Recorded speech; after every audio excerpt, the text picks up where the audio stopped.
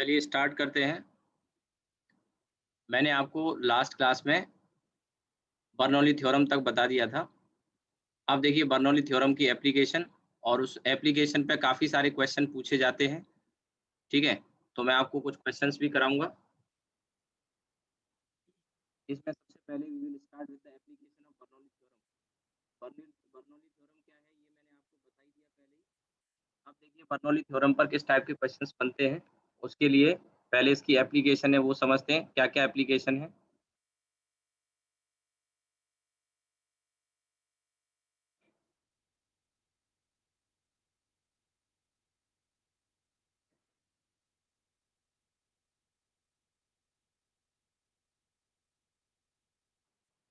और इसके साथ ही हम इस चैप्टर को खत्म करेंगे। कोशिश करते हैं अभी पहले थ्योरी का पार्ट एप्लीकेशन जो है वो मैं करा दूँ, साथ ही साथ एप्लीकेशन के साथ-साथ मैं कुछ आपको एग्ज़ाम्पल भी कराऊँगा और एग्ज़ाम्पल भी इसमें कुछ प्रीवियस ईयर से मैं कराऊँगा, क्योंकि प्रीवियस ईयर में किस टाइप के क्वेश्चन पूछे गए ये एक आइडिया आपको लग जाएगा और एक कॉन्फिडेंस भी आपको आएगा। तो अब देखिए इसकी एप्लीकेशन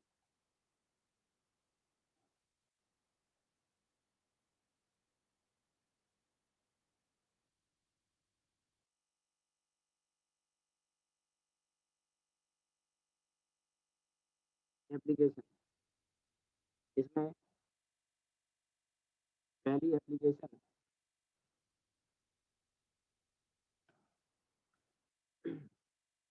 देखिए, जो आपने देखा होगा कई बार हल्के मकान जो होते हैं, उनकी छतें जैसे छप्पर या टीन वगैरह जो होते हैं, वो तेज़ हवा, आँधी में उड़ जाते हैं। अभी 1-2 दिन पहले ही आपने देखा होगा आँधी आई थी, तो हल्की छतें जैसे टीन शेड वगैरह जो रहते हैं या छप्पर वगैरह होते हैं, ये उड़ जाते हैं।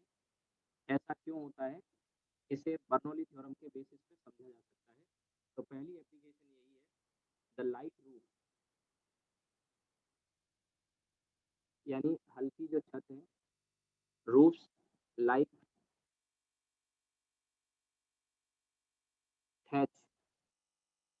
थैच का मतलब होता है छप्पर।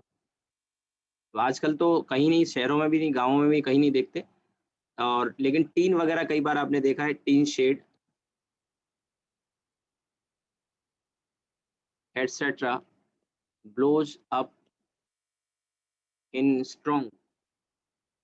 इन स्टॉर्म, आंधी तूफान में उड़ जाते हैं, ठीक है? आंधी तूफान में उड़ जाते हैं और ऐसा क्यों होता है इसको समझने के लिए ये फिगर देखिए।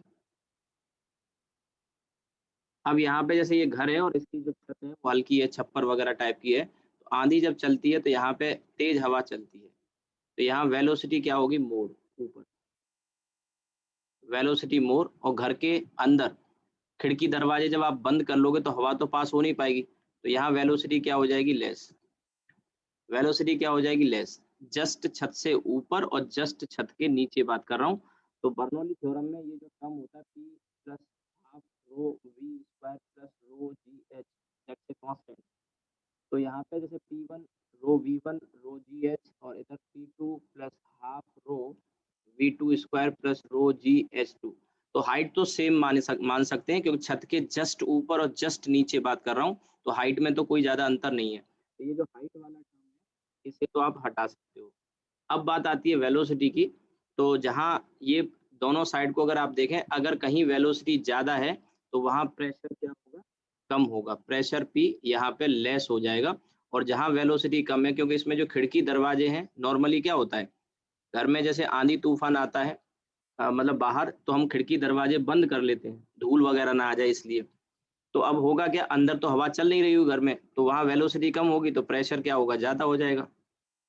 बल्कि यहाँ प्रेशर अंदर वही था नॉर्मल 1 एटीएम का, बाहर प्रेशर में ड्रॉप हो गया और इसलिए आप देखेंगे अंदर प्रेशर ज़्यादा और बाहर प्रेशर कम। इसकी वजह से क्या होगा, ये नीचे से ऊपर की तरफ एक अपवर्ड डायरेक्शन में फ़ोर्स लगेगा। क्योंकि नीचे प्रेशर क्या है घर में, छत के नीचे वो ज़्यादा और छत के ऊपर प्रेशर हो गया रिड्यूस। तो ये जो प्रेशर डिफरेंस है, इसकी वजह से एक अपवर्ड डायरेक्शन में एक फ़ोर्स इसको मिलेगा। ये फ़ोर्स जो होगा ऊपर की तरफ, ये क्या करेगा, टीन शेड या छप्पर को उड़ा देगा। आपने देखा भी होगा टीवी वगैरह पर, यूएस वगैरह में, यूएसए में, अमेरिका में साल में कई बार साइक्लोन, टर्नेडो वगैरह आते हैं और वहाँ जो मकान वगैरह नॉर्मली बनाए जाते हैं, काफ़ी सारे मकान लकड़ियों के बनाए जाते हैं। तो आपने उनमें देखा हो टीवी पे, यूट्यूब पे देखा होगा, न्यूज़ में देखा होगा कि मकान के मकान उड़ जाते हैं, क्योंकि हल्के होते हैं, लकड़ी के होते हैं और साइक्लोन वगैरह काफ़ी हाई स्पीड से आते हैं। तो वो पूरा उड़ जाते हैं या छतें उनकी उड़ जाती हैं, वो उसका कारण यही है। बर्नौली थ्योरम के बेसिस पे हम इसको समझ सकते हैं। नाउ मैं एक चीज़ और जानकारी देता हूँ कि अगर प्रेशर में केवल केवल प्रेशर में 10 मिलीमीटर का भी अगर ड्रॉप होता है ना, केवल 10 मिलीमीटर का, ये जो 10 मिलीमीटर कह रहा हूँ, 1 एटीएम का प्रेशर होता है। 1 एटीएम का मतलब 760 मिलीमीटर ऑफ मरकरी, और 760 मिलीमीटर ऑफ मरकरी में अगर 1 एटीएम से 10 मिलीमीटर का भी अगर ड्रॉप हो जाता है, तो तूफान आने वाला है, आंधी आने वाली है। जैसे आपको कई बार वेदर फोरकास्ट में या जो मेट्रोलॉजिकल डिपार्टमेंट है, वो न्यूज़ वगैरह में बताया था कि आज शाम तक तेज तूफान आने की संभावना है, क्योंकि वो पहले से ये चीज़ पता कर लेते हैं कि आज इस रीजन में, आगरा में या आसपास कोई इलाका है, वहाँ तेज तूफान आएगा, तो वहाँ प्रेशर में ड्रॉप ऑब्जर्व कर रहे हैं वो।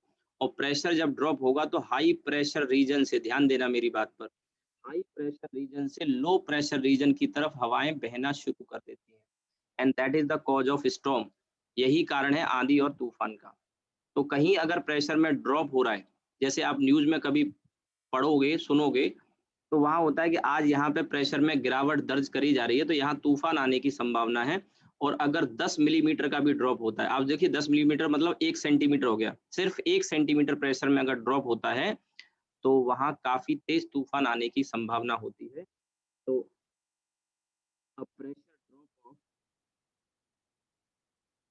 प्रेशर ड्रॉप ऑफ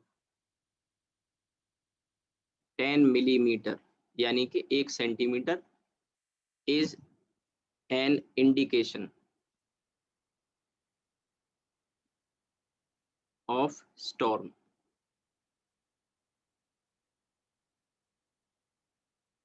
10 सेंटीमीटर और मोर भी कह सकते हैं, मतलब तूफान अगर आ रहा है तो इतना होना चाहिए, और more is an indication of storm. ठीक है, प्रेशर में अगर ड्रॉप होता है तो आप समझ लो, अभी कल या परसों ही एक तूफान तेज हवा चली थी, परसों शायद बात है। तो यहाँ आगरा में प्रेशर ड्रॉप हुआ होगा, और उस प्रेशर ड्रॉप की वजह से आसपास का जो इलाका है, वहां से हवाएं हाई प्रेशर रीजन से लो प्रेशर रीजन में फ्लो करी होंगी, and that is the cause of storm. इसी पे एक क्वेश्चन मैं आपको दिखाता हूँ प्रीवियस ईयर में जो आया है। मैं एप्लीकेशन जो करा रहा हूँ, काफी सारी एप्लीकेशन है, 5-6 एप्लीकेशन में आपको कराऊंगा, और इन 5-6 एप्लीकेशन पे साथ ही साथ आपको एग्जाम्पल और क्वेश्चन भी कराते जाऊंगा जो प्रीवियस ईयर में आए हैं। कुछ मैं अपनी तरफ से या कुछ डिफरेंट सोर्स से कराऊंगा, और कुछ प्रीवियस ईयर से हम क्वेश्चन करेंगे। तो इसमें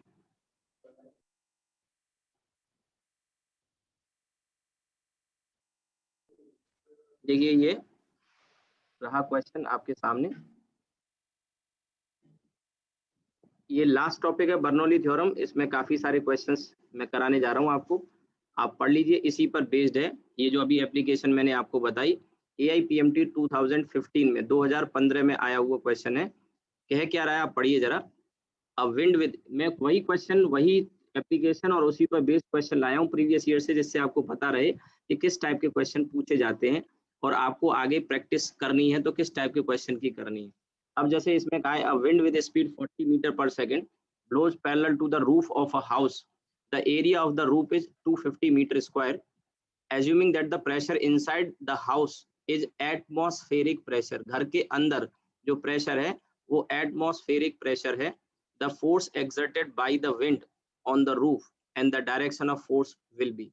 तो डायरेक्शन ऑफ फोर्स तो आप देख के ही बता सकते हैं। बता सकते हैं क्या फोर्स का जो डायरेक्शन होगा वो नीचे की तरफ होगा कि ऊपर की तरफ होगा? बताओ भाई, फोर्स का डायरेक्शन तो बता सकते हो यार, अभी तो समझा है मैंने। ऊपर की तरफ होगा। अब ऊपर मैंने क्यों पूछा पता है? मैंने इसलिए पूछा क्योंकि अगर मान लो अपवर्ड वाला ऑप्शन एक ही होता वहां पे तो हम वही टिक कर देते, लेकिन यहाँ पर दो ऑप्शन दे रखे हैं। ठीक है, यहाँ पर दो ऑप्शन दिए हमें अपवर्ड डायरेक्शन के लिए, और ये दो ऑप्शन बी और सी है, तो इन्हीं में से कोई एक आंसर होगा। और अब जैसे मैंने आपको इक्वेशन यहाँ पे यूज करके बताई, तो इसी तरह से इक्वेशन में आप इसको लगाएंगे और आपको फोर्स पता लग जाएगा। But prior to that, before that, आपको सबसे पहले यहाँ पे कैलकुलेशन करनी होगी प्रेशर डिफरेंस, और मल्टीप्लाइड बाई एरिया कर देंगे। छत का एरिया 250 मीटर स्क्वायर दे रखा है, 250 मीटर स्क्वायर दे रखा है। तो इसमें प्रेशर डिफरेंस जब आप कैलकुलेट कर लोगे तो आपको फोर्स मिल जाएगा आसानी से एरिया को मल्टीप्लाई। तो अब देखिए इसी में मैं यहाँ सॉल्व कर देता हूँ, आप भी कर सकते हैं, साथ ही साथ देख लें, आप भी सॉल्व करें। तो फॉर्मूला आपके सामने लिखा हुआ है, हाइट हमने इग्नोर कर दी, दिया नहीं है तो छत के जस्ट ऊपर और जस्ट नीचे छत की मोटाई बहुत ज्यादा नहीं है, तो आप उस हाइट को इग्नोर करके चल सकते हैं। इसी क्वेश्चन का सॉल्यूशन यहाँ पे, तो P1 plus half rho V1 square और P2 प्लस हाफ रो V2 स्क्वायर, इस इक्वेशन की अक्सर आपको जरूरत पड़ेगी, तो थोड़ा सा आप इसको समझ सकते हैं। अब मैं P1 प्रेशर को घर के अंदर मान रहा हूँ और P2 को बाहर मान रहा हूँ, ठीक है। तो P1 माइनस P2 और इधर आ जाएगा हाफ रो और V2 square minus V1 square. देखो मैंने कहा ये घर है, यहाँ का प्रेशर P1, बाहर का प्रेशर P2, यहाँ वेलोसिटी V2 और अंदर वेलोसिटी V1। पर घर के अंदर वेलोसिटी 0 ली जा सकती है, घर के अंदर थोड़ी आंधी चल रही होगी, तूफान बाहर चल रहा होगा, खिड़की दरवाजे बंद होंगे, तो अंदर वेलोसिटी क्या होगी, 0। P1 माइनस P2 हम निकालेंगे और उससे जो लिफ्ट मिलेगा। तो देखो यहाँ क्वेश्चन में अगर आप पढ़ रहे होगे तो बाहर घर pressure inside the house is 1 ATM, तो वो आपको निकालना नहीं है, आपको केवल डेल्टा P की जरूरत है। हाँ, अगर इसमें बाहर का प्रेशर पूछे तो वो आप बता सकते थे, लेकिन फिलहाल क्वेश्चन की जो डिमांड है उसके हिसाब से डेंसिटी आपको दे रखी है 1.2 और वेलोसिटी घर के अंदर तो 0 है भैया, क्यों 0 ली, वो ओबियस सी बात है। और घर के बाहर जो स्पीड है वो 40 मीटर पर सेकंड दी है, तो 40 का स्क्वायर 1600। तो इस तरह से आपको ये डेल्टा पी मिल गया। सो डेल्टा पी आ गया आपका यहाँ से कितना 0.6 और ये 1696,960 पास्कल। और फोर्स अगर चाहिए तो फोर्स आ जाएगा delta P into area. Question में एरिया आपको दिया है 250 मीटर स्क्वायर, तो 250 मीटर स्क्वायर को आप एक काम करो, 1000 डिवाइडेड बाई 4 करोगे तो जल्दी निकल आएगा। तो 4 से डिवाइड करेंगे 24 और ये 3 जीरो, 2.4 इंटू 10⁵ न्यूटन, ये फोर्स आ गया और डायरेक्शन क्या हो गया, अपवर्ड। तो the right answer is C, right answer is C. आपको मेरे ख्याल से समझ में आएगा, कोई मुश्किल नहीं है, आप कर सकते हैं। इससे पहले मैंने देखा है कि ये टॉपिक नॉर्मली क्या है, बच्चे का पढ़ा नहीं होता, और अगर पढ़ा नहीं होगा तो क्वेश्चन को करने में दिक्कत आती है। अगर आप करोगे तो अभी आप देख रहे हैं, ज्यादातर आप में से बच्चों ने देखा होगा, लगा भी होगा आपको कि ये कोई मुश्किल सवाल नहीं है आपके लिए, अगर बस अप्लाई करना आना चाहिए, अप्लाई करना आना चाहिए, मुश्किल सवाल नहीं है, आप सभी इसको कर सकते हैं। एक दो और क्वेश्चन मैं कराऊंगा, कॉन्फिडेंस आ जाएगा। यहाँ तक समझ में आया कि नहीं आया? ये नीट का ही 2015 का क्वेश्चन है। आ गया sir. P1 plus half rho V1 square, P1 plus half rho V1 square और plus P2 plus half rho. एक सवाल मेरी तरफ से है कि जैसे आप ये कह सकते हैं सर इसमें जो घर के अंदर का प्रेशर जो दिया है ये क्यों दिया, ये फालतू में दे दिया है, इसकी कोई जरूरत ही नहीं थी, क्योंकि हमको तो प्रेशर डिफरेंस चाहिए, उसकी वजह से फोर्स हमें मिल जाएगा डेल्टा पी इंटू ए करके। अब हाँ, एक चीज हो सकती थी इस क्वेश्चन में, प्रेशर जो दिया था तो बजाय ये फोर्स पूछने के ये पूछ सकता था कि बाहर प्रेशर कितना था, ये वाला प्रेशर P2 पूछ सकता था। तो ये जो डेल्टा पी आपने निकाला 960 पास्कल, ठीक है, और इसको मैंने लिखा P1 minus P2 that is 960। तो P2 आपको अगर चाहिए तो P1 माइनस 960 कर सकते हो, और ये P1 you know, P1 atmospheric pressure है। मान लो P1 को 1 ATM तो होता है, तो एग्जैक्ट वैल्यू या तो लिख लो, और एग्जैक्ट वैल्यू होती है 1.013 10⁵ और माइनस 960 पास्कल में तो करना पड़ेगा ना भाई। तो या फिर सीधे सीधे 10⁵ करके भी निकाल सकते हो आप चाहो तो। तो इस तरह से बाहर का जो प्रेशर है वो भी आप निकाल पाओगे, बाहर का जो प्रेशर है वो भी आप निकाल लोगे, ठीक है। तो ये आ जाएगा 101300 और माइनस 960। आप देख रहे हैं बहुत ज्यादा अंतर नहीं आया, लेकिन इस थोड़े से डिफरेंस ने ही काफी अच्छा खासा फोर्स जनरेट कर दिया। आपको अंदाजा भी है ये फोर्स कितना है? क्योंकि हम वैल्यू निकाल लेते हैं बट हमें इसका अंदाजा नहीं है। 2.4 इंटू 10⁵ न्यूटन का मतलब है 2.4 इंटू 10⁴ kg। अब इसका अंदाजा आपको इससे लगेगा कि 2.4 इंटू 10⁴ kg, और ये आपका हो गया करीब करीब 240 और इंटू 10⁻², यानी 240 क्विंटल कह सकते हो आप इसको। अब क्विंटल का अंदाजा आप सबको होगा, क्योंकि एक बड़ी बोरी जो होती है वो बोरी 100 किलो की होती है, एक क्विंटल 100 किलो होता है, तो ऐसे 240 बोरी हो गई। मुझे लगता है, मुझे अंदाजा नहीं है, लेकिन मेरे ख्याल से एक ट्रक की कैपेसिटी करीब करीब ऐसी होती होगी 240 ट्रक वगैरह की। 240 बोरियां क्विंटल, या 24 टन कह लो आप, 24 टन कह सकते हो। इतना जबरदस्त फोर्स प्रोड्यूस हुआ केवल जरा से डिफरेंस ने।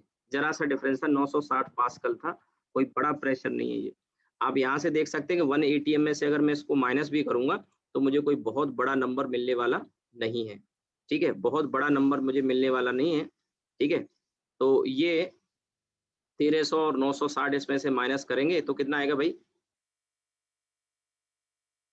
बोलिए कितना आ जाएगा? 340।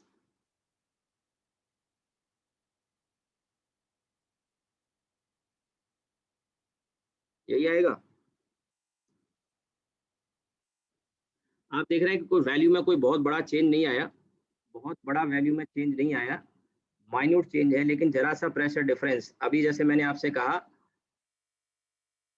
कि 10 mm का भी अगर प्रेशर में ड्रॉप आता है, 10 mm का भी अगर प्रेशर में ड्रॉप आता है, ठीक है, तो इतने ड्रॉप से ही तूफान आ सकता है, इतना प्रेशर डिफरेंस आ सकता है। तो 1034 पास्कल ये बाहर का प्रेशर हो गया। अगर आप मरकरी की लेंथ के टर्म में भी निकालेंगे तो बहुत ज्यादा चेंज नहीं आएगा, लेकिन एक जबरदस्त फोर्स क्रिएट होता है। ये मैं इसलिए बता रहा हूँ कि आगे हम एक केस पढ़ने जा रहे हैं। एरोप्लेन जो टेक ऑफ करता है, उसका जो टेक ऑफ करने का जो प्रिंसिपल है वो बर्नौली थ्योरम पर ही बेस्ड है।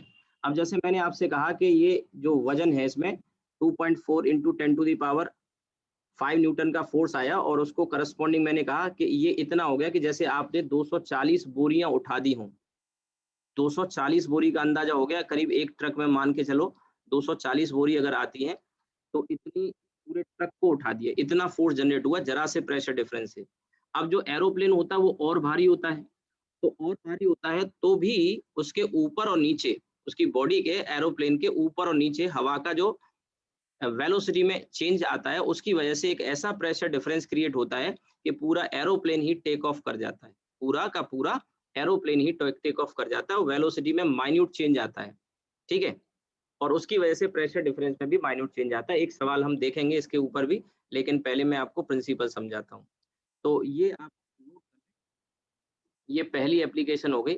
दूसरी एप्लीकेशन जो मैं बताने जा रहा हूँ वो है आपका एरोप्लेन का केस। ठीक है,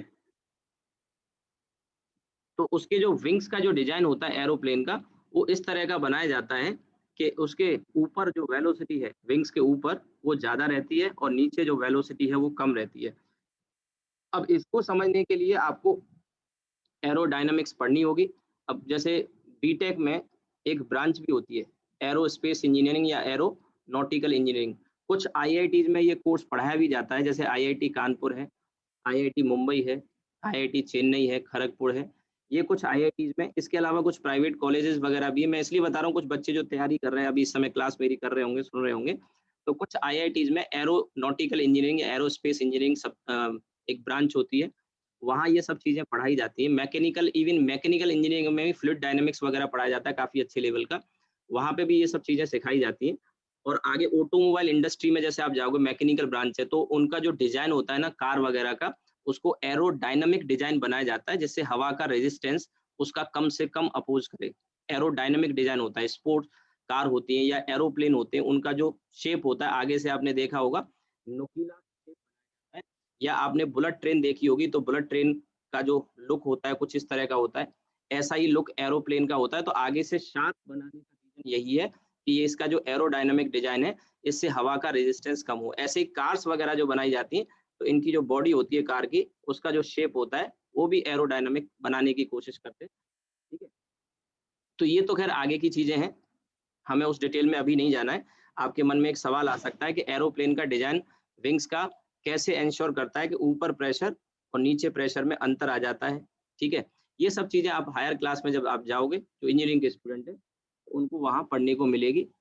ठीक है, तो अब देखिए इसके बाद आगे बढ़ते हैं, सेकंड एप्लीकेशन पर आते हैं, और वो है लिफ्टिंग ऑफ एरोप्लेन।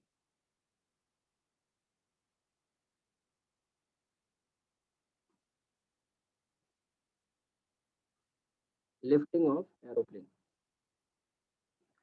तो एरोप्लेन के जो विंग्स होते हैं उनका जो डिजाइन होता है वो इस तरह से होता है। ठीक है, ये विंग्स आगे से थोड़ा थिक रहते हैं और पीछे से थोड़ा सा नैरो होते हैं। और ये जो डिजाइन है दिस एंश्योर्स दैट कि ऊपर हवा की जो स्पीड है और नीचे जो हवा की स्पीड है विंग्स के ऊपर और नीचे, एयर फॉइल भी कह देते हैं। ये जो ब्लू कलर में मैंने ये शो किया है इसे एयर फॉइल भी कह देते हैं।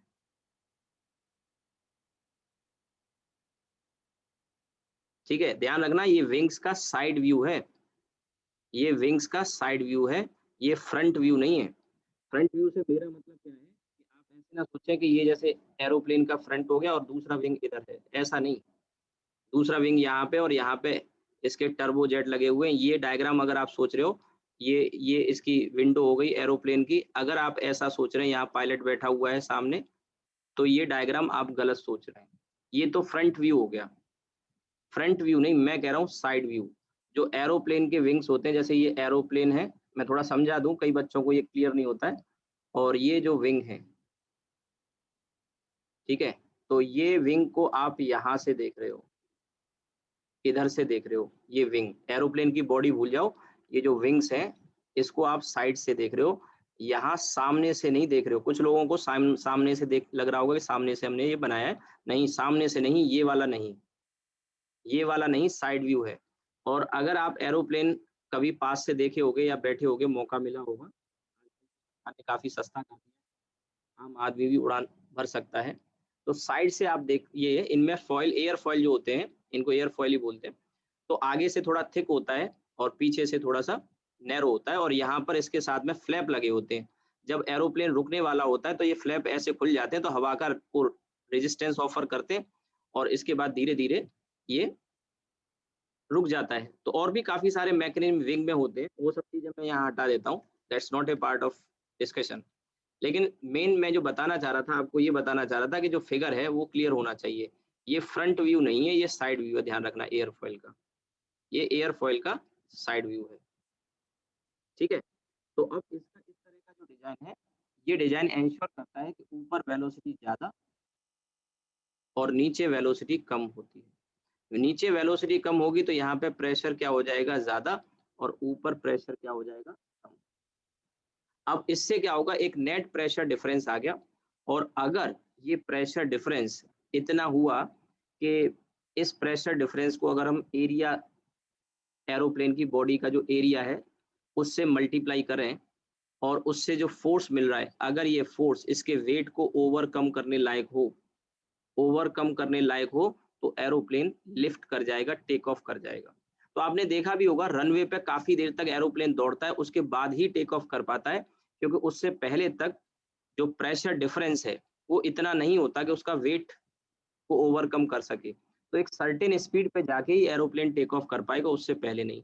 इसके अलावा भी जैसे बड़े बड़े प्लेन होते हैं, जो एयरबस हो गया या बोइंग 737 हो गया, 747 हो गया, बड़े जो एरोप्लेन होते हैं हैवी होते हैं, तो उनके लिए रनवे भी बड़ा चाहिए होता है।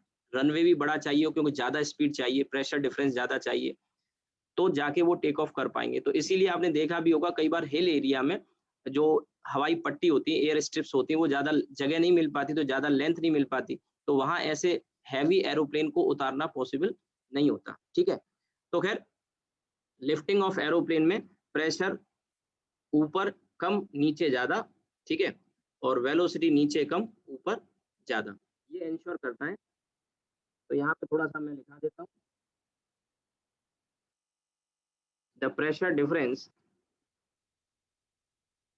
The pressure difference above and below the wings of aeroplane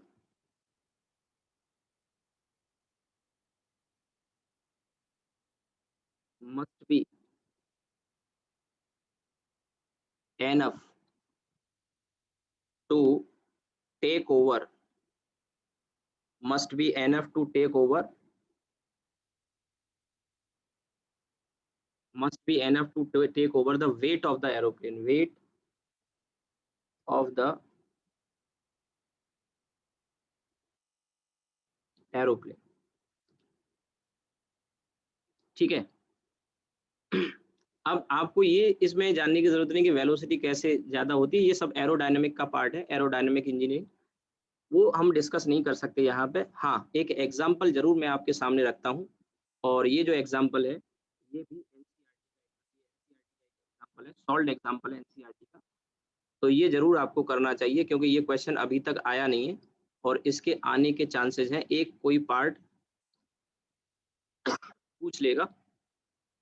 ये क्वेश्चन आपके सामने एनसीईआरटी का ही सॉल्व एग्जाम्पल है, अच्छा क्वेश्चन है। इसमें 2 पार्ट हैं अगर आप क्वेश्चन पढ़ेंगे तो, और कोई भी एक पार्ट आपसे पूछ लेगा। तो जो टॉपिक चल रहा है उन टॉपिक के साथ साथ मैं क्वेश्चन रख रहा हूँ, किस टाइप के क्वेश्चन हो सकते हैं। बढ़िया सवाल है, आपको विजिबल हो गया होगा तो पढ़िए। इसमें कह रहा है a fully loaded Boeing aircraft, fully loaded Boeing aircraft has mass of 3.3 into 10 to the power 5 kg. Its total wing area is 500 meter square. It is in the level flight. Level flight का मतलब है कि ये horizontally अभी उड़ रहा है, ये नहीं, इसका मतलब है कि ये टेक ऑफ करता है तो एरोप्लेन इस तरह से होता है। जब एरोप्लेन टेक ऑफ करता है तो इस तरह से होता है। लेवल फ्लाइट का मतलब है कि ये हॉरिजॉन्टल है, इसकी बॉडी इंक्लाइंड नहीं है। ठीक है, टेक ऑफ कर चुका है, हवा में उड़ रहा है। ठीक है, तो अब पहला level flight with speed of 960 kilometre per hour. तो पहला सवाल है estimate the pressure difference between the lower and upper surface of the wing. तो पहला पार्ट काफी आसान है क्योंकि हम ये कह सकते हैं कि जो प्रेशर डिफरेंस होगा फर्स्ट पार्ट के लिए, ए पार्ट के लिए, वो pressure difference delta P into A, that must be equal to weight of the aeroplane. ठीक है, तो पहले फर्स्ट पार्ट कर लेते हैं, उसके बाद सेकंड पे आएंगे उसके बाद। लेकिन अब इसमें डेल्टा पी हमें निकालना है और हमें एरिया दे रखा है, so that will be mg by a। अब इसका मास दिया है 3.3 इंटू 10 टू द पावर 5, जी की वैल्यू दी नहीं है तो मैं 10 ले लेता हूँ, और एरिया 500 मीटर स्क्वायर। ठीक है, आप इसको सॉल्व कर लेंगे, एक जीरो ये चला जाएगा, एक जीरो यहाँ से ये चला जाएगा, 10 की पावर 4। ठीक है, और फर्दर इसमें ये आ जाएगा आपका यहाँ से 0.66, और 5 से डिवाइड करेंगे और 10 की पावर 4, तो ये आ जाएगा 6.6 into 10 to the power 3 pascal. ठीक है, तो ये तो आपका प्रेशर डिफरेंस आ गया। अब सेकंड पार्ट इसी पर बेस्ड है। मैं आपसे क्या कह रहा हूँ, ये क्वेश्चन अभी तक आया नहीं है, इसके आने के पूरे चांसेस हैं क्वेश्चन के, एनसीईआरटी का क्वेश्चन है। एनसीईआरटी का सोल्व मैंने पहले भी कहा है कि एनसीईआरटी पूरी पढ़ने की जरूरत नहीं होती, पर कुछ अच्छी कंटेंट अगर होती है, कोई अच्छा एग्जाम्पल मुझे लगता है, वो सब मैं थ्योरी में कवर करके चलता हूँ।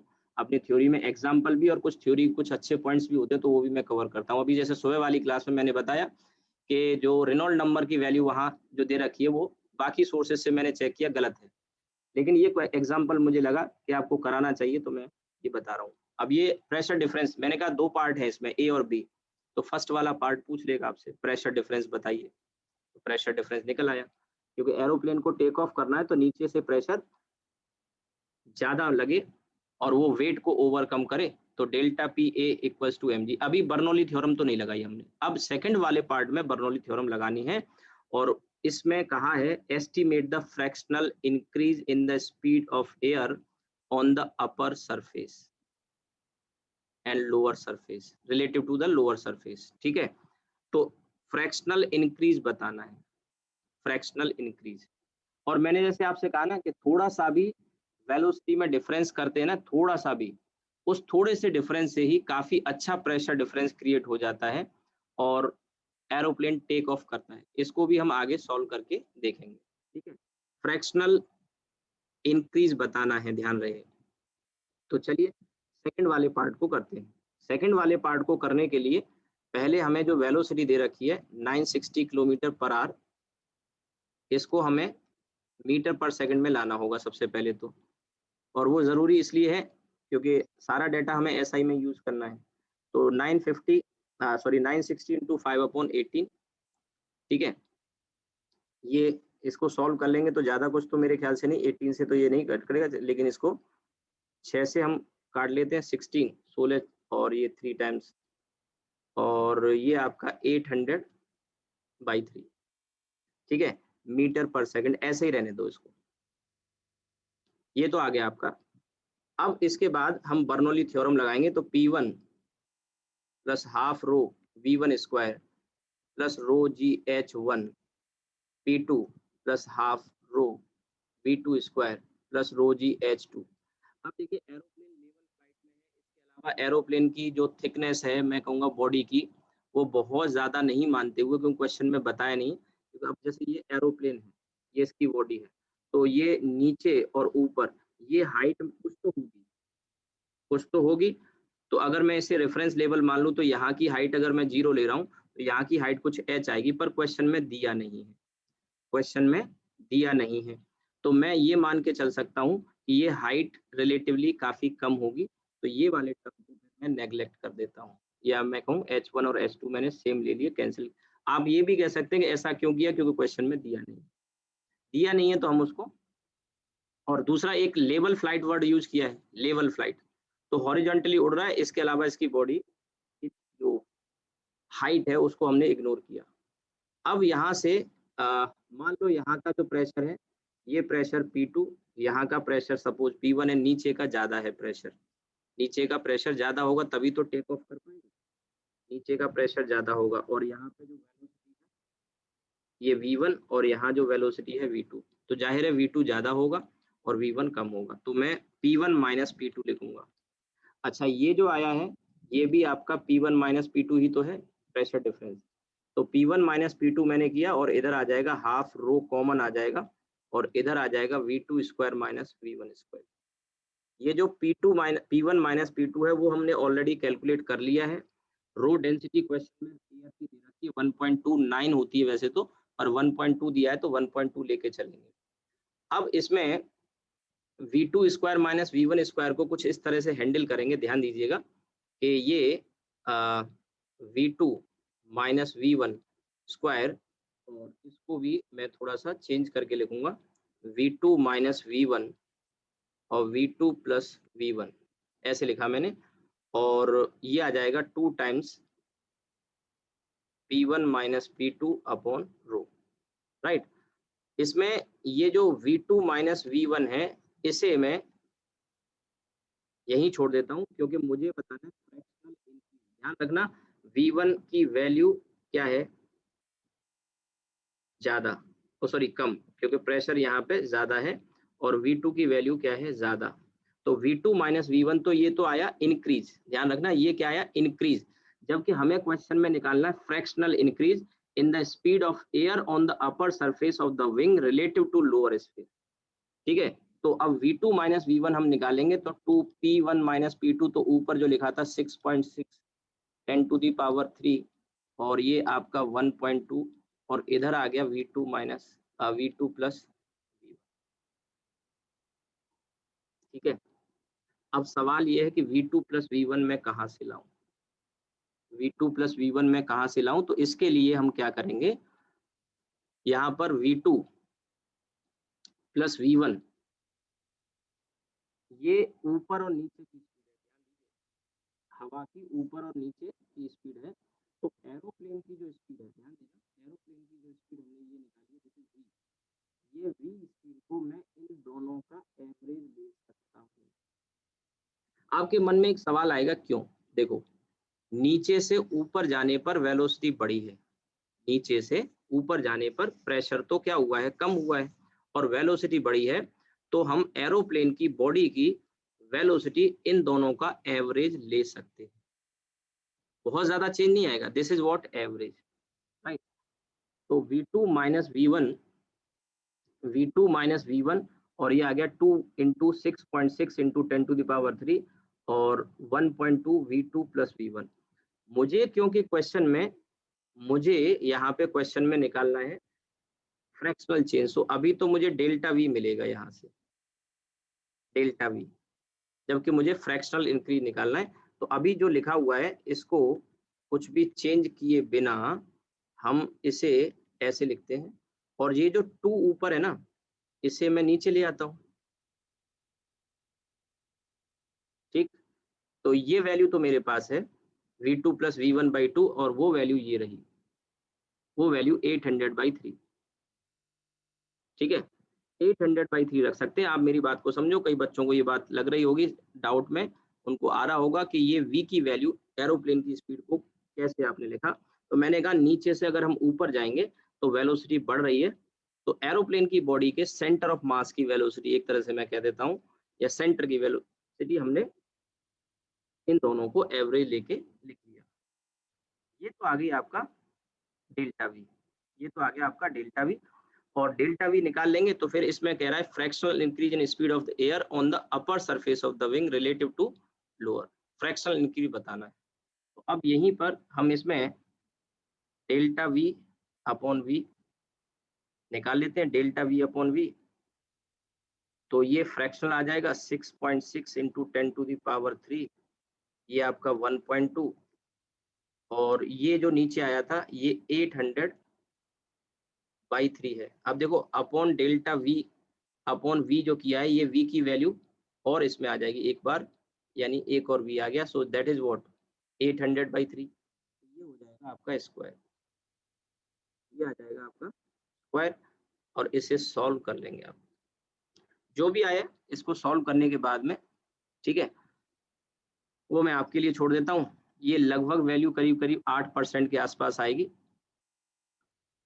6.6 इंटू 10⁻³ और ये आपका 1.2 इधर आ जाएगा 64 और 10⁻4 स्क्वायर है ना, और ये 9 इधर आ जाएगा, ठीक है। इसको आप सॉल्व कर लीजिए, तो ये तो 10⁻3 से ये तो चला ही जाएगा। बाकी अगर कहो तो मैं इसको सॉल्व कर देता हूँ, मेरे ख्याल से करीब 8% के आसपास ये वैल्यू आएगी। 6.6 इंटू 9 डिवाइडेड बाई 64, सर 7.73%। हाँ वही मैंने 8 के आसपास कहा, और डिवाइडेड बाई 12, तो ये वैल्यू आ गई भैया 0.0773। ध्यान रहे ये फ्रैक्शनल चेंज है। अगर परसेंटेज चेंज चाहिए तो परसेंटेज चेंज के लिए 100 का मल्टीप्लाई करोगे तो this come out to be 7.73%। आप देख सकते हैं, ये मैंने इसलिए निकाल के दिखाया कि एक और अच्छा, इसमें एक चीज और मैं बता दूं, ये जो वैल्यू दे रखी है आपको, ये प्रैक्टिकल वैल्यू दे रखी है। ज्यादातर बोइंग काफी हैवी एयरक्राफ्ट होता है, तो 3.3 इंटू 10⁵ kg है, यानी कि करीब करीब ये 330 टन वजन हो गया, 330 टन वजन हो गया, ठीक है। इतना वजन लेके उड़ रहा है और उसको केवल टेक ऑफ कराना है या उड़ते हुए रखना है, तो हमें वेलोसिटी ऊपर और नीचे की में लगभग 8% का चेंज करना होगा, लगभग 8% का चेंज करना होगा। और वेलोसिटी में अगर चेंज देखा जाए, ये वाली वैल्यू अगर हम निकालते, तो जैसे मैंने कहा, वैसे तो मैंने डायरेक्ट निकाल दिया, पर आप इसको 10⁻3 और ये 1.2 और इधर 800 10⁻2 और ये 3, इसको भी अगर आप कैलकुलेट करते, ये आपका आ जाता 0.4 और ऊपर आ गया 66। मैं ये बताना चाह रहा हूँ कि इसमें बहुत ज़्यादा वेलोसिटी में चेंज करने की ज़रूरत नहीं पड़ेगी। ऊपर आ गया 66 और आ गया नीचे 3.2, तो 66 करीब करीब 20 के आसपास मान लो, यानी केवल 20% 20 मीटर पर सेकंड की वेलोसिटी में अगर चेंज कर देते हैं, तो एरोप्लेन, बोइंग जैसा एरोप्लेन, इतना हैवी एरोप्लेन टेक ऑफ कर जाएगा। ये वैल्यू आ गई, वही मैंने आपको उधर भी बताया था सर कि वो नहीं होगा सर, 66/32। 1.2 को मैंने काटा है बेटा, 3.2 वो छूट गया क्या?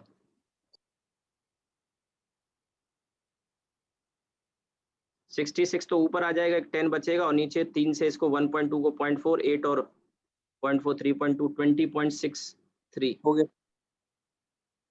ये मैं जरूरत नहीं है क्वेश्चन में, मैं आपको बता रहा हूँ, थोड़ा सा आइडिया दे रहा हूँ कि थोड़ा सा भी वेलोसिटी में केवल 20 मीटर पर सेकंड की स्पीड का अगर हम चेंज करते हैं, तो जो बोइंग जैसा heavy aircraft it can fly in air, केवल 20 मीटर पर सेकंड का चेंज, 20 मीटर पर सेकंड लगभग लगभग आपका 70-72 किलोमीटर पर आवर हो गया। इतनी तेज रफ्तार से आप कार वगैरह, बाइक वगैरह भी चलाते हैं। क्योंकि इसको किलोमीटर पर आवर में कन्वर्ट करें तो 3.6 का मल्टीप्लाई हम करेंगे, तो करीब 72, 73, 75 मान लो, 75 किलोमीटर पर आवर से आप बाइक भी चलाते हो, कार भी चलाते हो, बहुत ज़्यादा रफ्तार नहीं होती। ये ऊपर और नीचे की वेलोसिटी में इतना अगर डिफरेंस कर दें, तो ही एक बोइंग जैसा हैवी एयरक्राफ्ट टेक ऑफ कर जाएगा, हवा में उड़ेगा, ठीक है? तो आप इसको चाहें तो नोट कर लो। अच्छा सवाल है, जितना पूछा था उससे ज़्यादा ही मैंने आपको बताया है। अब इसमें क्योंकि 2 पार्ट हैं, तो आपसे कोई भी एक पार्ट पूछ लेगा। मेडिकल में अगर क्वेश्चन आए तो फर्स्ट वाला पार्ट ही पूछ लेगा, और फर्स्ट वाला तो आप देख सकते हैं बहुत आसान है। सेकंड वाले पार्ट के लिए आप ध्यान रखें, क्वेश्चन अगर आता है तो डिट्टो यही आएगा। इसमें एक मेन चीज़ है जो आपको यहाँ आगे और आप ये अगर सीख लोगे तो परेशान नहीं होगे, लेकिन नहीं तो आगे फिर दिक्कत आएगी।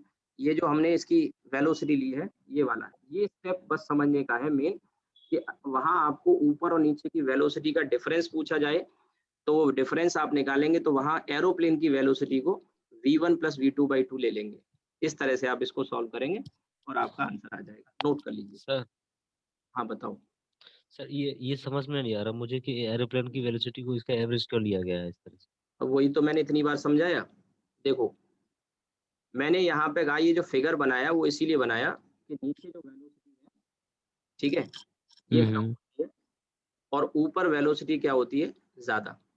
तो हम ठीक। ये कह सकते हैं कि नीचे से ऊपर जब हम जा रहे हैं, तो हम्म। प्रेशर तो कम होता जा रहा है। ये P2 जो होगा ये लेस होगा, यस सर। और वेलोसिटी क्या हो रही है, ज्यादा। ज़्यादा।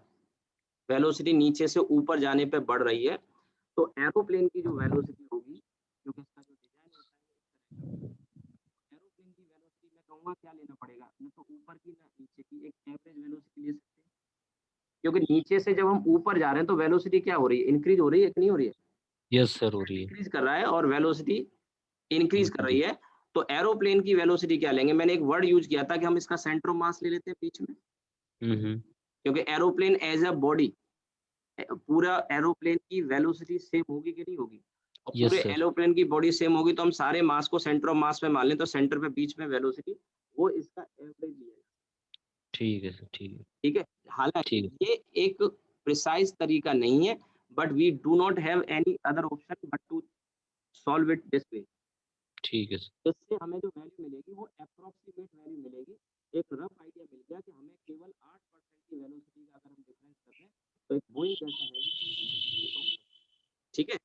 ठीक है सर।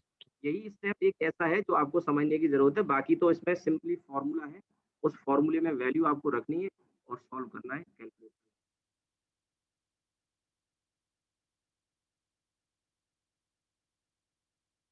तो ये नोट कर लीजिए, इसके बाद हम आगे बढ़ते हैं, नेक्स्ट एप्लीकेशन पर आते हैं।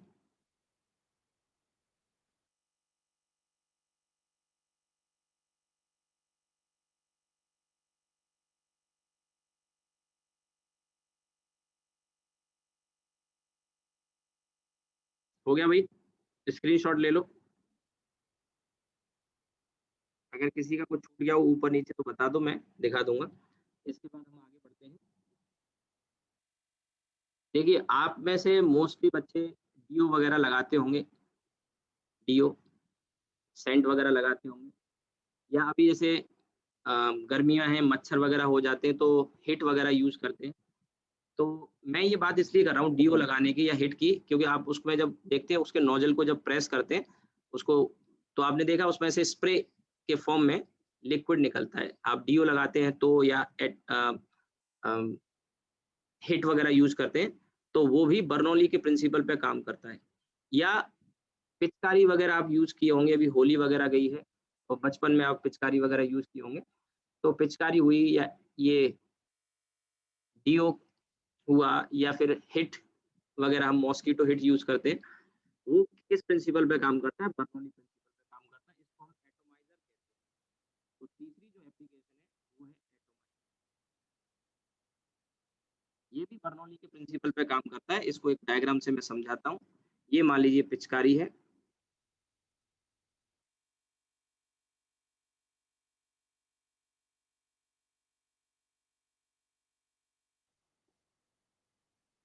और इसमें नीचे यहाँ रंग वगैरह के लिए कंटेनर है, या हिट है तो इसमें आपने केरोसिन ऑयल वगैरह या कोई दवा ऐसी है जो कीड़ों को मारने के, मच्छर को मारने के लिए यूज की है। अब ये इसमें क्या है, ये पिस्टन है जिसको आप पुश करते हैं, तो जब आप इस पिस्टन को पुश करोगे आगे की तरफ ऐसे, तो इसमें से हवा यहाँ से जब निकलेगी बाहर, तो आप देखेंगे कि यहाँ जब हवा जा रही है तो यहाँ वेलोसिटी मोर, और इसके अंदर जो लिक्विड भरा हुआ है वहाँ वेलोसिटी क्या होगी, लेस। अगर यहाँ वेलोसिटी कम है क्योंकि यहाँ तो लिक्विड फ्लो नहीं कर रहा, तो यहाँ प्रेशर होगा ज़्यादा और यहाँ प्रेशर हो जाएगा कम।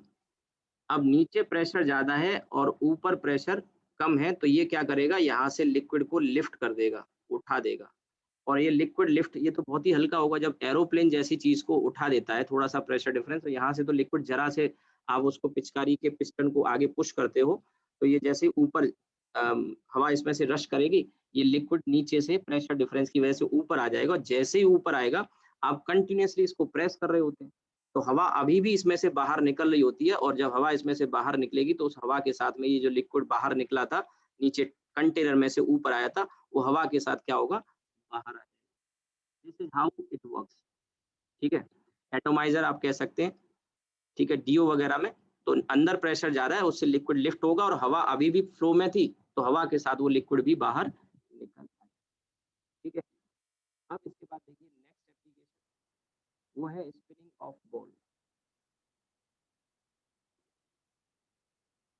स्पिनिंग ऑफ बॉल, इसे मैग्नस इफेक्ट के नाम से जानते हैं। मैग्नस इफेक्ट, एक मेलस होता है, लॉ ऑफ मेलस, लाइट में पढ़ते हैं, वो लॉ ऑफ मेलस है, ये मैग्नस इफेक्ट है। एक बॉल किस तरह से स्पिन करती है ये मैं आपको बताने जा रहा हूँ, इसको भी हम बर्नौली प्रिंसिपल के बेसिस पे समझेंगे। ठीक है, तो देखिए ये बॉल का थोड़ा बड़ा व्यू मैं बना रहा हूँ। ये एक बॉल है, इतनी बड़ी तो नहीं होगी, और यहाँ सामने मान के चलिए, मैं क्रिकेट का एग्जांपल लेके समझाता हूँ। क्रिकेट का एग्जांपल, अब यहाँ एक खिलाड़ी है सामने,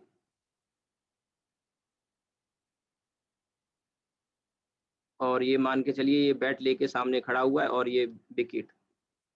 ठीक है, तो बॉल, ये सामने से, ये साइड व्यू है, आप साइड से देख रहे हैं, आप खिलाड़ी की पोजीशन से समझ गए होंगे, ये विकेट है, ये विकेट है, और बॉल इसने फेंकी, और मान लीजिए हवा चल रही है, और हवा इस डायरेक्शन में चल रही है। आपने कमेंट्री वगैरह में सुना होगा, ठीक है, कि आज जो है हवा चल रही है, पवेलियन एंड से स्पिनर को आज मदद मिलेगी, इस तरह की कमेंट्री वगैरह। अब यहाँ हवा की ये वेलोसिटी है, और बॉल को खिलाड़ी ने इस डायरेक्शन में रोटेट करके फेंका आगे की तरफ, रोटेट भी किया और आगे फेंका भी।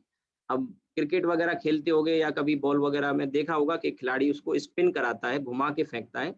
तो अब ये जब यहाँ से घुमाएगा, तो ये जो ऊपर का पॉइंट है बॉल का, ऊपर का जो पॉइंट है उसकी वेलोसिटी इस डायरेक्शन में, और नीचे का जो पॉइंट है इसकी वेलोसिटी इस डायरेक्शन में होगी। तो हवा जो चल रही थी, हवा की वेलोसिटी रेड एरो में मैंने दिखाई है, वो वेलोसिटी ऊपर वाले पॉइंट की वेलोसिटी को तो सपोर्ट करेगी। ये पॉइंट का नाम है सपोज ए, और इस पॉइंट का नाम है बी।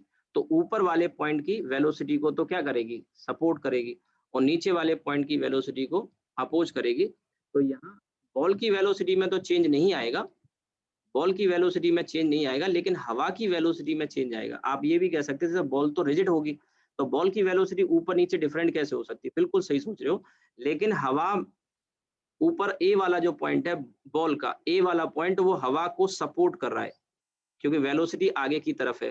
तो यहाँ जो वेलोसिटी है ये हो जाएगी ज्यादा, हवा की, ध्यान रहे बॉल की नहीं, हवा की वेलोसिटी ज्यादा।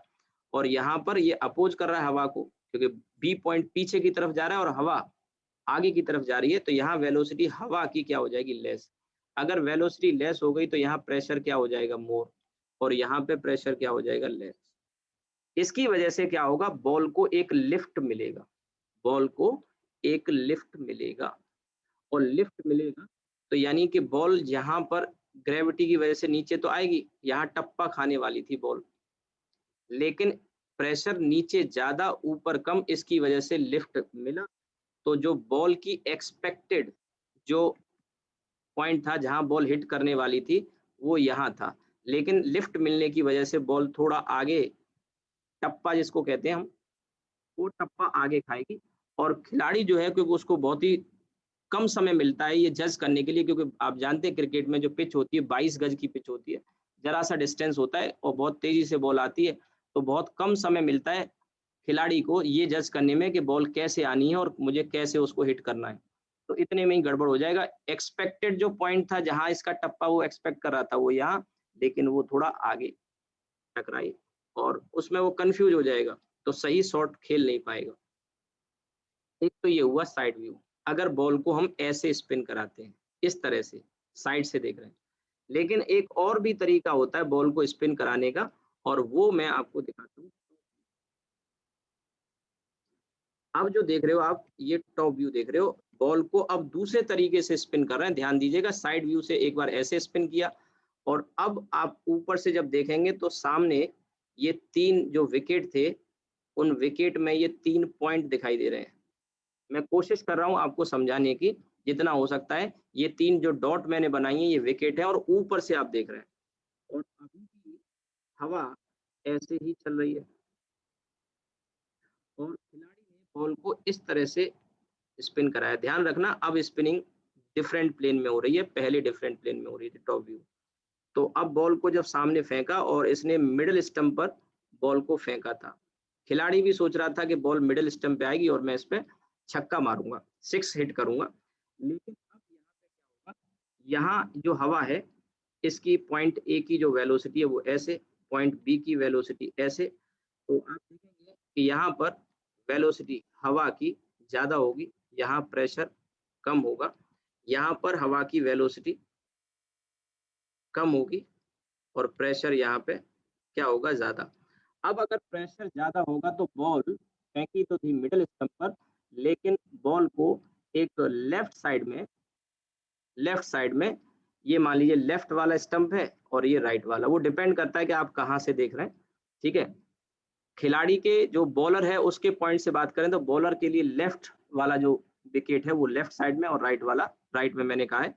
लेकिन मिडिल स्टंप पे जाएगी क्या, नहीं जाएगी, ये जाएगी कहाँ पर, क्योंकि इधर प्रेशर ज्यादा है और इधर प्रेशर ज्यादा होने की वजह से बॉल क्या होगी, डेविएट हो जाएगी अपने पास से, और ये इधर लेफ्ट वाले विकेट को ले उड़ेगी। ठीक है, और खिलाड़ी हो जाएगा आउट। ठीक है, तो this is how a ball spin, इसको मैग्नस इफेक्ट कहते हैं, और इसको बर्नौली प्रिंसिपल के बेसिस पे एक्सप्लेन कर सकते हैं। और जरूरी नहीं क्रिकेट में ये प्रिंसिपल हो, डिफरेंट डिफरेंट सिचुएशन में आप इसको लगा सकते हैं। एक बॉल को स्पिन करा के हवा में छोड़ दें, ठीक है, और उसके ऊपर आप फूंक मारते हैं, फूंक, तो यहाँ पे प्रेशर, वेलोसिटी ज्यादा होगी, प्रेशर यहाँ पे लेस हो जाएगा, और यहाँ पे प्रेशर होगा मोर। तो एक बॉल अगर हल्की बॉल है और वो बॉल के ऊपर अगर आप हवा ब्लो करते हैं तो हवा में ये फ्लोट करेगी, गिरेगी नहीं। ठीक है, ऐसा भी होता है, यहाँ से इसको लिफ्ट मिल जाएगा, वो भी एक स्पिनिंग का केस होता है, ये भी एक स्पिनिंग का केस है। तो ऐसे डिफरेंट डिफरेंट सिचुएशन आपको मिल सकती है, तो आप इसको भी नोट कर लो। इसके आगे मैं आपको जो बताने जा रहा हूँ वो है हार्ट अटैक। हार्ट अटैक जो आता है, उस हार्ट अटैक को भी हम बर्नौली प्रिंसिपल के बेसिस पे एक्सप्लेन कर सकते हैं। और आपने सुना होगा कि हार्ट अटैक ज्यादातर केस में, मैं कह रहा हूँ, मैं कोई डॉक्टर नहीं हूँ, लेकिन फिर भी थोड़ा बहुत जो फिजिक्स है उसके पीछे की वो मैं आपको एक्सप्लेन करूंगा। बायो के पार्ट को आप उसमें ना इन्वॉल्व करें। ठीक है, आप में से काफी बायो के बच्चे भी होंगे, तो हो सकता है मुझे भी ज्ञान देना शुरू कर दो। बट मैं कह रहा हूँ, मैं फिजिक्स का पार्ट डिस्कस कर रहा हूँ, बायो के पार्ट को हम इसमें इग्नोर कर रहे हैं। हो सकता है और भी अच्छा आप जानते होंगे, मैं एग्री करता हूँ, बट जो फिजिक्स वाला पार्ट है वो मैं आपको समझा रहा हूँ। और बहुत सारी चीजें हो सकता है आप जानते हैं, वो हम यहाँ डिस्कस नहीं कर रहे, हम केवल फिजिक्स का पार्ट डिस्कस करेंगे। तो आपने जैसे देखा होगा कि नॉर्मली क्या होता है, हार्ट अटैक वगैरह उन लोगों को ज्यादा आने के चांसेस रहते हैं। मैंने कहा ज्यादा आने के चांसेस होते हैं, एक्सेप्शन बहुत सारे मिलते हैं। ऐसे लोग जिन जो ओबेसिटी वगैरह हो, मोटापा हो, बीपी वगैरह हाई रहता हो, ठीक है, और कोलेस्ट्रॉल लेवल बढ़ा हुआ होता है, मोटापा होता है, तो जाहिर सी बात है कोलेस्ट्रॉल, जो चिकनाई वगैरह ज्यादा खाते हैं, तो ऐसे लोगों को हार्ट अटैक ज्यादा आता है।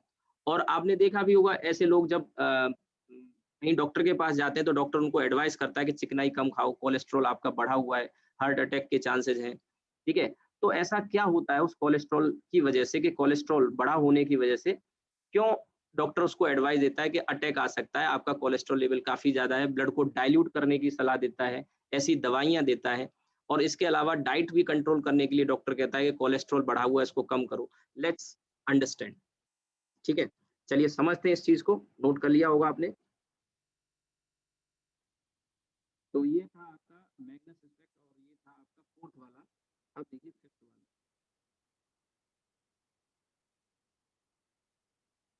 इसमें मैं कुछ लिखाऊंगा नहीं, मैं केवल समझाऊंगा। तो हमारी बॉडी में आर्टरीज, वेन्स जो होती हैं, इनमें से ब्लड फ्लो करता है, आर्टरीज ब्लड लेके जाती हैं, वेन्स में लौट के आता है। तो एक ऐसी आर्टरी को हम ले लेते हैं और ये है आर्टरीज, ठीक है? अब जैसे आप काफ़ी चिकनाई का खाना खाते हैं, फैट वगैरह काफ़ी ज़्यादा लेते हैं, तो क्या होता है कोलेस्ट्रॉल लेवल बढ़ जाता है और कोलेस्ट्रॉल इनमें आर्टरीज में डिपॉजिट होना शुरू हो जाता है, ठीक है? इसमें ब्लड फ्लो कर रहा है, अब ब्लड फ्लो कर रहा है तो ब्लड तो ऐसे जा रहा है, ब्लड ऐसे फ्लो कर रहा है, ऐसे, ये आर्टरी है। अब ये जो ब्लू में मैंने बनाया ये कोलेस्ट्रॉल है, ये यहाँ पे इसमें चिकनाई आप ज़्यादा खाते हैं, पराठे वगैरह, ठीक है, फास्ट फूड वगैरह ज़्यादा खाते हैं और इसमें कोलेस्ट्रॉल जमा हो गया। अब देखिए कोलेस्ट्रॉल जमा हो गया तो यहाँ पे ब्लड जो बह रहा था उसके लिए जगह कम हो गई। भाई पहले वो ब्लड इस एरिया में से फ्लो कर रहा था, लेकिन कोलेस्ट्रॉल यहाँ डिपॉजिट हो गया, जो हमारी आर्टरीज की वॉल्स हैं, तो इतनी सी जगह बची ब्लड के लिए। तो आप देखिए यहाँ पे एरिया क्या हो गया, एरिया कम हो गया। और अभी थोड़ी देर पहले मॉर्निंग वाली क्लास में मैंने आपको बताया था कि अगर एरिया कम कर दोगे तो फ्लो वेलोसिटी क्या होगी? ज्यादा हो जाएगी। ज्यादा हो जाएगी। समझते चलना, केवल समझाऊंगा, इसमें लिखाने का कुछ भी नहीं है, केवल समझाऊंगा, ठीक है? अब यहाँ पे फ्लो वेलोसिटी हो गई ज्यादा, फ्लो वेलोसिटी ज्यादा होती है वहां पर, अभी तक हमने ऊपर के एग्जांपल जो पढ़े उनमें एक चीज तो जान ही ली कि जहां वेलोसिटी ज्यादा हो जाती है वहां प्रेशर कम होगा। कम होगा, वेलोसिटी मोर और प्रेशर लेस। अब देखिए भाई यहाँ प्रेशर कम हो गया, अब यहाँ प्रेशर कम हो गया, बाहर हमारी स्किन के बाहर, हमारे बाहर एटमॉस्फेरिक प्रेशर है, तो बाहर का प्रेशर तो जितना था उतना ही था पहले भी, जैसे हमारी स्किन के बाहर, क्योंकि जो भी आर्टरी वेन्स है हमारी स्किन के नीचे ही होती है, फ्लैश में होती है, तो बाहर प्रेशर क्या होता है ज्यादा और अंदर हो गया प्रेशर कम। अब देखिए इससे क्या होगा कि इसी जगह पे, यहाँ पे मैं देखो पॉइंट कर रहा हूँ, ध्यान से देखिएगा, फिगर जो मैं बता रहा हूँ, इस जगह का जो प्रेशर है, इस जगह का प्रेशर जो मैंने शेड किया है और इस जगह का प्रेशर है, यानी पहला वाला जो पॉइंट है वहां प्रेशर कम है as compare to second point. Agree करते हो कि नहीं? पहली वाली लोकेशन पे प्रेशर, ये पहली लोकेशन ये है और दूसरी लोकेशन ये है जहां एरिया ज्यादा है, तो पहले वाले पॉइंट पे प्रेशर कम है एज कंपेयर टू पोजीशन 2, क्योंकि यहाँ 2 वाली पोजीशन पे तो एरिया ज्यादा है, वेलोसिटी कम होगी, प्रेशर ज्यादा होगा। और बाहर का प्रेशर यहाँ पे ज्यादा असर डालेगा कि यहाँ पे ज्यादा असर डालेगा, बताइए? पहली वाली पोजीशन पे, क्योंकि यहाँ प्रेशर में पहली पोजीशन पे प्रेशर कम हो गया है 2 के कंपैरिजन में, तो बाहर से दबाव यहाँ जो आएगा वो ज्यादा आएगा और उसका परिणाम ये होगा, रिजल्ट ये होगा कि ये यहाँ से जो वेन है वो थोड़ा सा श्रिंक कर जाएगी, सिकुड़ जाएगी, ये आर्टरी है क्योंकि दबाव आ रहा है तो वो ऐसे हो जाएगी। कोलेस्ट्रॉल तो अभी भी है, ध्यान रहे, कोलेस्ट्रॉल तो उसी जगह है, ये थोड़ा पिचक गई और पिचकने की वजह से यहाँ एरिया और रिड्यूस हो गया कि नहीं? एरिया और रिड्यूस हुआ तो वेलोसिटी और बढ़ गई, वेलोसिटी और बढ़ी तो प्रेशर में और गिरावट होगी, प्रेशर में और गिरावट होगी तो ये यहाँ से और ज्यादा पिचक जाएगी, यहाँ से और ज्यादा दबाव आ रहा होगा।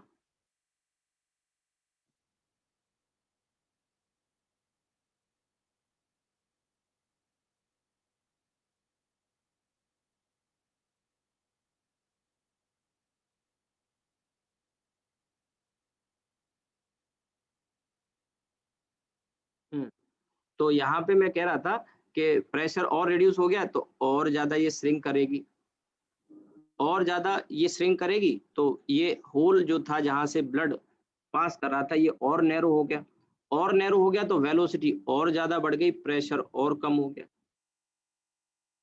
अब देखिए क्या होता है, कभी आपके साथ ऐसा इंसिडेंट हुआ होगा कि जैसे मान लीजिए यहाँ नल है और नल में ये जो टोटी है इसमें आपने एक पाइप लगा रखा है और उस पाइप से आप पानी दे रहे हैं अपने लॉन में, फूलों में पानी दे रहे हैं। समझ लो पहले, ये फ्लावर्स वगैरह हैं आपके गार्डन में और उसमें आप पानी दे रहे हैं, ठीक है। नल में ये पाइप लगा रखा है और इसमें पानी आप दे रहे हैं। अब कोई आया आपके घर का कोई कैंडिडेट और उसने आके इस पाइप के ऊपर पैर रख दिया, पाइप के ऊपर पैर रख दिया, ठीक है, पैर रख दिया पाइप के ऊपर, तो क्या होता है, पाइप यहाँ से पिचक जाएगा और इसका रिजल्ट ये होगा, पिचक गया तो या तो यहाँ पे क्या होगा, पानी बैक फ्लो करेगा या जो नल में से जो पानी आ रहा था वो उसको आगे पुश करेगा। तो कई बार आपने देखा होगा क्या होता है, यहाँ से ये जो पाइप है ये निकल जाता है, नल पे से निकल जाता है कि नहीं। जब पैर रख देते हैं तो कई बार पाइप निकल जाता है नल में से, क्योंकि प्रेशर बढ़ जाता है, एकदम से दबाव आ जाता है और पानी कहीं से भी निकलना चाहता है, तो जो सबसे वीक जगह होती है वहां से निकल जाता है। तो जाहिर सी बात है, यहाँ पर जो मैंने रेड मार्क किया है एरो से, यहाँ से पाइप जब निकलता है तो यहाँ पे प्रेशर बढ़ा होगा। इसी तरह से क्या हो रहा है, यहाँ पर धीरे धीरे जब कोलेस्ट्रॉल डिपोजिशन हुआ, वेलोसिटी बढ़ने लगी, प्रेशर कम होने लगा, तो यहाँ से आर्टरीज, वेन्स और ज्यादा क्या हो जाएंगी, नैरो हो जाएंगी, उससे वेलोसिटी और ज्यादा बढ़ेगी, प्रेशर और कम होगा और ज्यादा नैरो होगा। एक समय वो आएगा कि यहाँ कम पासेज बचेगा और उसका रिजल्ट ये होगा, जैसे आप पूरी तरह से इस पाइप को मत दबाओ, थोड़ा सा भी दबाओगे तो आप देखोगे यहाँ से पानी की वेलोसिटी बढ़ जाती है और थोड़ा यहाँ से भी पानी साइड से निकलना शुरू हो जाता है। मैं जो कह रहा हूँ वो सिचुएशन आप रिलेट कर पा रहे हैं, दोनों सिचुएशन को रिलेट कराना चाह रहा हूँ मैं। पानी यहाँ से भी निकलना शुरू होता है। ऐसा ही कुछ हार्ट के साथ होता है कि जब यह ब्लड आगे, हार्ट पुश कर रहा है आगे की तरफ और ये ब्लड आगे जा नहीं रहा है क्योंकि नैरो स्पेस बचा है, नैरो स्पेस हो गया है, आर्टरी ब्लॉक होने की कगार पर है, तो ये बैक फ्लो करेगा और यहाँ जो हमारा हार्ट है, ठीक है, ये हमारा हार्ट है, तो उसमें क्या आ जाएगा, दबाव आएगा, प्रेशर आएगा। तो आपने सुना जरूर होगा कि जब अटैक आता है उस समय सीने में एक दर्द जैसा होता है। नॉर्मली लोग समझ नहीं पाते, कुछ लोग समझते हैं कि वैसे ही कोई पेन होगा, मसल पेन होगा या मसल स्ट्रेन होगा, या कुछ लोग समझते हैं कि कहीं नहीं, कुछ नहीं, आजकल खाना हमने थोड़ा गड़बड़ खा लिया था तो गैस वगैरह का दर्द है पेट में।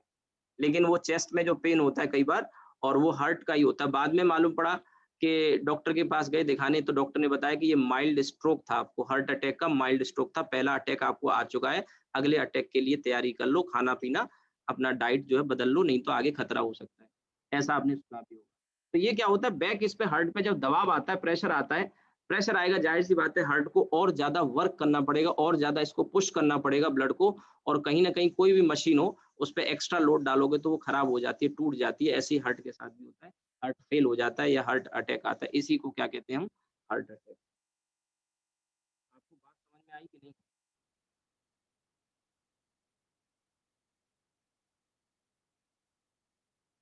नहीं समझ में आया किसी को भी? समझ में सर। आप देखिए, इसमें डॉक्टर जो ट्रीटमेंट करते हैं, क्या ट्रीटमेंट करते हैं, आपने फिर जैसे किसी को अटैक आ जाता है तो आपने सुना होगा डॉक्टर स्टंट डाल देते हैं, स्टंट। तो स्टंट एक्चुअली क्या होता है, एक स्प्रिंग होती है, काफी कॉस्टली आती है, इसके नाम पर पहले डॉक्टर जो है 2-2 लाख 3-3 लाख रुपए तो केवल स्टंट की कॉस्ट बताते थे। अभी कुछ ही साल पहले गवर्नमेंट ने उसकी कॉस्ट भी डिसाइड कर दी है, शायद मेरे ख्याल से 15 या 10,000 या 15,000 से ज्यादा आप स्टंट का चार्ज नहीं कर सकते। और उसमें स्टंट में कुछ नहीं, बहुत ही एक छोटी सी स्प्रिंग होती थी, आप सोचो स्प्रिंग जो वो आपके डॉट पेन में होती है उस तरह की एक स्प्रिंग होती थी, और नो डाउट अच्छे मटेरियल की क्वालिटी की बनी होती होगी, लेकिन उसकी कॉस्ट 2-2 ढाई-ढाई लाख रुपए चार्ज करते थे। गवर्नमेंट ने कहा कि भाई इसकी कॉस्ट को कम करिए, बाहर से भले ही इंपोर्ट होती है पर इतनी कॉस्ट नहीं हो सकती, ऑपरेशन का जो भी चार्ज है, आपका ट्रीटमेंट की फीस है वो आप लीजिए। तो वो स्प्रिंग इस पे यहाँ से कॉन्ट्रैक्ट, जब कोलेस्ट्रॉल डिपोजिशन हो गया तो इस कोलेस्ट्रॉल डिपोजिशन के लिए एक तो आपको डॉक्टर एडवाइस करेगा कोलेस्ट्रॉल, लो कोलेस्ट्रॉल की डाइट आप लीजिए, चिकनाई कम खाइए, इससे और फर्दर डिपोजिशन ना हो। दूसरा क्या है, ऑपरेट करके वो डॉक्टर यहाँ पे एक स्प्रिंग डाल देता है, स्टंट डाल देता है इस तरह का। अब ये स्प्रिंग क्या है, एक तरह से इसको अंदर से एक सपोर्ट दे रही है, आपकी आर्टरी को अंदर से एक सपोर्ट दे रही है, क्योंकि यहीं से श्रिंक होने के चांसेस थे, यहीं कोलेस्ट्रॉल डिपोजिशन हुआ था, यहीं से श्रिंक होने के चांसेस थे, तो एक स्प्रिंग स्टंट इसमें डाल दिया जाता है, जिससे फिर वो यहाँ से कम श्रिंक नहीं करेगा। लेकिन आपने सुना भी होगा कि लॉन्ग टर्म में आगे जाके यहाँ पे फिर कोलेस्ट्रॉल का डिपोजिशन होना शुरू हो जाता है, कोलेस्ट्रॉल का डिपोजिशन शुरू हो जाता है, क्योंकि जो स्प्रिंग है उसके अबाउट शुरू होगा। तो मेन तो क्या है कि आपको डाइट बदलनी चाहिए, एक बात। दूसरी बात, फिर इसमें भी कोई लॉन्ग टर्म सॉल्यूशन नहीं होता। फिर आपने बाईपास सर्जरी का नाम सुना होगा, बाईपास, तो अगर स्टंट नहीं डालते तो बाईपास, जैसे बाईपास क्या करते हैं, यहाँ से एक अल्टरनेट रास्ता बना देते हैं, एक अलग से वेन आर्टरी यहाँ पे जोड़ देते हैं, और वो क्या करता है, यहाँ से कट लगाया, यहाँ से कट लगाया और बाईपास कर दिया, तो ब्लड के लिए एक अल्टरनेट रास्ता दे दिया। अब ये ब्लड यहाँ से जाए ना जाए, वो यहाँ से चला जाएगा और नया रास्ता है। जैसे आपने देखा होगा बाईपास शहरों में भी तो होता है यार, शहर में ट्रैफिक जब बढ़ जाता है तो क्या कर देते हैं, बाईपास बना देते हैं। जैसे आपने यही हाईवे देख लो, नेशनल हाईवे जो शहर के अंदर आ रहा है, तो कई सारे लोग हैं जो दिल्ली से आते हैं, उनको ग्वालियर जाना है, तो ग्वालियर बाईपास बना दिया ग्वालियर की तरफ जाने के लिए, तो वो शहर के अंदर ना आके बाहर से निकल जाएगा, तो उससे क्या होगा, लोड कम हो जाएगा, शहर में ट्रैफिक का लोड कम हो जाएगा। तो यही बाईपास सर्जरी होती है। बाईपास एक अल्टरनेट रास्ता है, इसमें ऑपरेट करके यहाँ पे एक वेन आर्टरी, एक मसल जो क्या बोलेंगे इसको, वे आर्टरी एक एक्स्ट्रा इसमें जोड़ देते हैं और एक अल्टरनेट पास दे देते हैं ब्लड को फ्लो होने के लिए। ये एज कम्पेयर टू स्टंट के कंपैरिजन में एक और बेहतर सॉल्यूशन होता है, क्योंकि ये लॉन्ग टर्म तक चलने वाला है। इसके अलावा मैंने पढ़ा था कहीं कि ऐसी हमारी बॉडी में कई सारी आर्टरीज होती हैं जो बिल्कुल आइडल पड़ी होती हैं, मतलब यूज में नहीं होती, तो डॉक्टर क्या करते हैं, एक ऐसी कोई अल्टरनेट बताते हैं कि उसको शॉक थेरेपी देके या शॉक वगैरह देके उनको एक्टिवेट कर दिया जाता है, और वहां से फिर ब्लड का फ्लो स्टार्ट हो जाता है। एक अल्टरनेट रास्ता जो बंद पड़ा हुआ था उसको चालू कर दिया, एक तरह से ये कह सकते हैं। ठीक है, तो ये तो खैर रेमेडी हुई, बट हार्ट अटैक कैसे आता है उसको मैंने आपको थोड़ा सा बर्नौली थ्योरम से समझाया। ठीक है, चलिए खैर आज थोड़ा टाइम ज्यादा हो गया, अभी इसमें वेंचुरी ट्यूब का केस और बचा है, मैं कल आपको वेंचुरी ट्यूब के बारे में बताऊंगा। ठीक है, आज के लिए इतना ही, और कल हमारा ये चैप्टर खत्म हो जाएगा। कल इसमें वेंचुरी ट्यूब के साथ वेलोसिटी ऑफ इफ्लक्स में बताऊंगा, और उस पर मैं कुछ न्यूमेरिकल आपको कराऊंगा। ठीक है, चलिए रुकते हैं आज, किसी का कुछ छूटा हो तो आपको किसी को कुछ देखना हो यहाँ पे तो आप बता सकते हैं।